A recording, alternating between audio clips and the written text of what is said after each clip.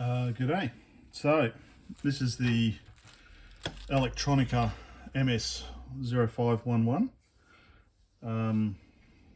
I've done a few videos on it already, just trying to get it to work.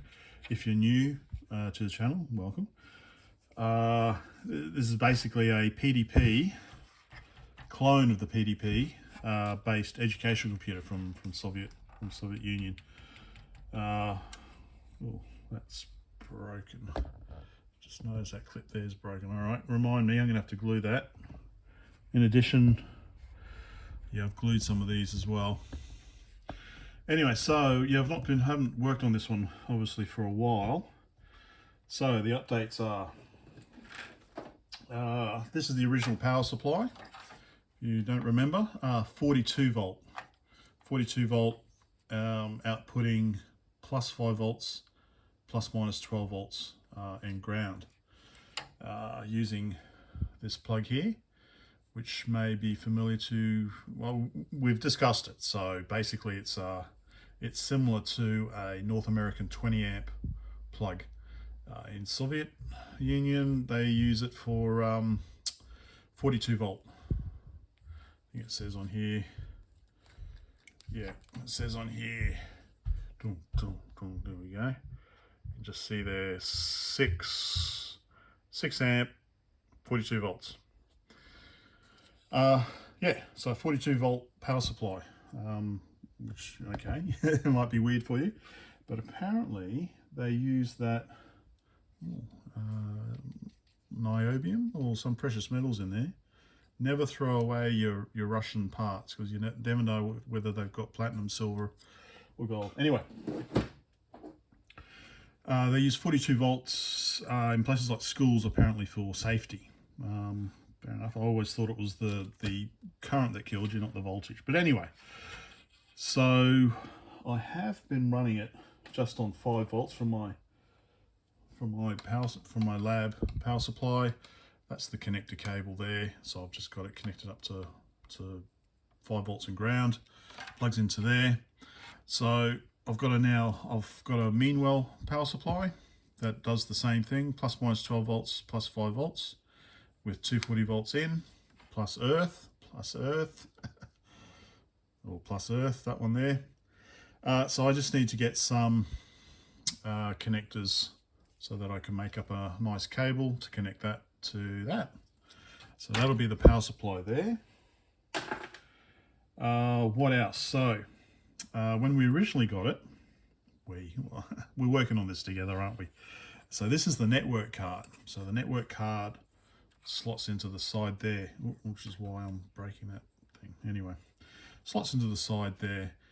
When we first had it, it wasn't booting up at all. Basically, it was, we set it to 5 volts and I think 3 amps, and it was taking the whole 3 amps and the voltage was sagging, to 3.5 volts.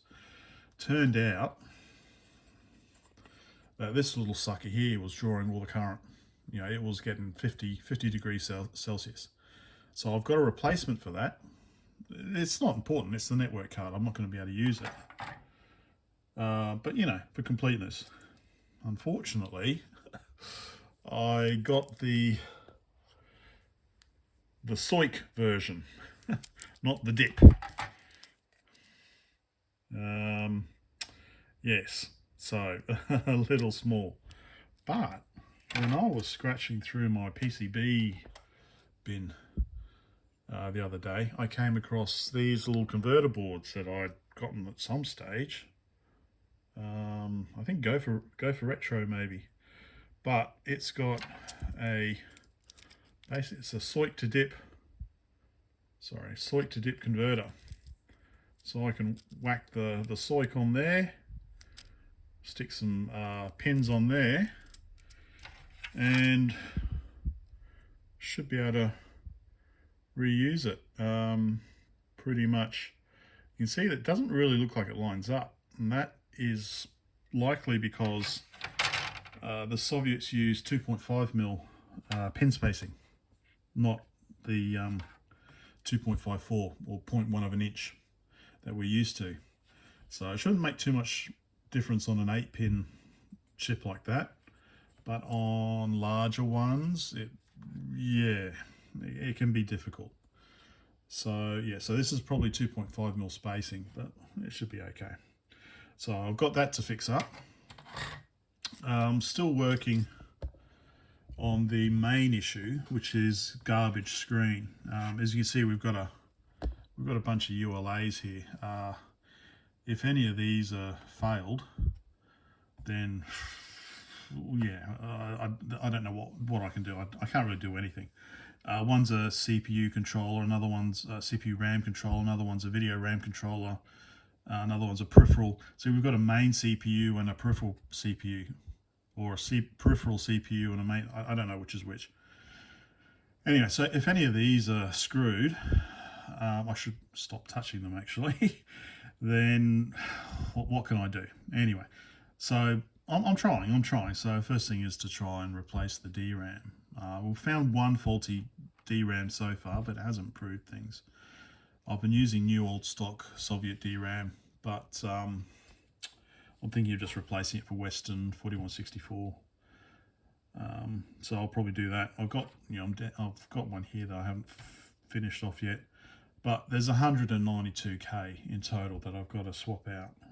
96K, I think there's 3 banks of 32 is used for video, which is why I've done these ones here, but didn't seem to make much difference.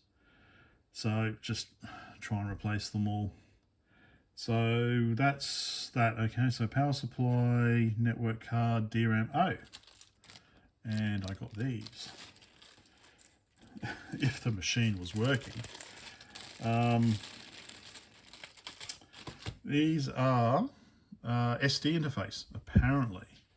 So, and nice for a change, the microcontroller only costs $10 instead of $100. So that's nice. So yeah, microcontroller there, SD card interface there, and it plugs into, whoops, take the power supply off, plugs into one of the expansion slots here. This is where the disk controller would go. So yeah, basically plug in like that, I think. Ah, interesting. They haven't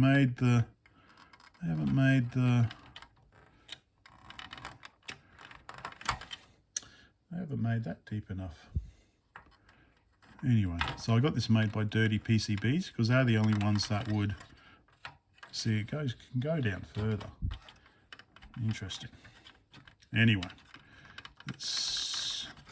I think it kind of goes like that. So we'll see how it goes. So if I can get the machine working, then I've got an SD interface for it. So that's where we're at. Heading up to Brisbane soon, Vegas for Christmas. So probably the next video I'll continue on with the DRAMs and see if we can get it working. So that's basically,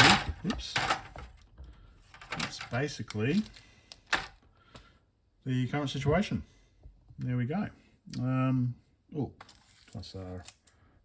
Yeah, there we go. Bye for now.